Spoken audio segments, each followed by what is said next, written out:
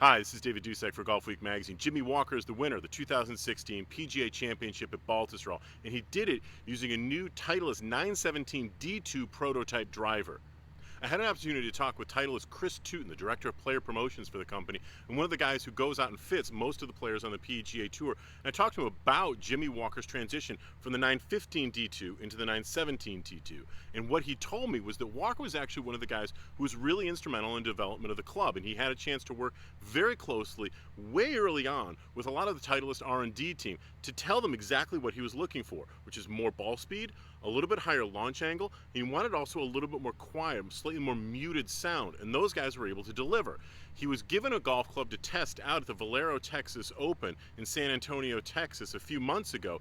Really liked the head, but the head was not on the conforming driver list at that point, so Titleist put his name on it, held it aside for him, and waited until the week of the Quicken Loan Nationals at the end of June after the US Open, and then sent that head to his house for him to experiment with a little bit more.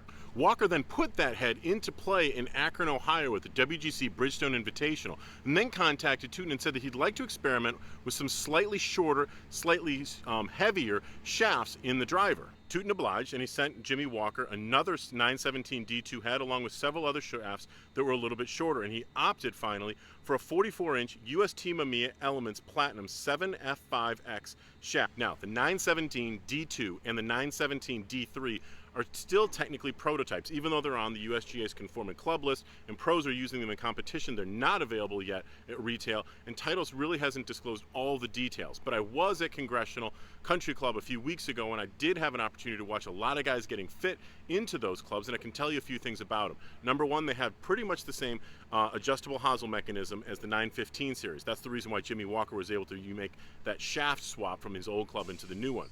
They appear to be giving players slightly more ball speed than the 915 series, and they appear to also be giving them a slightly higher initial launch angle.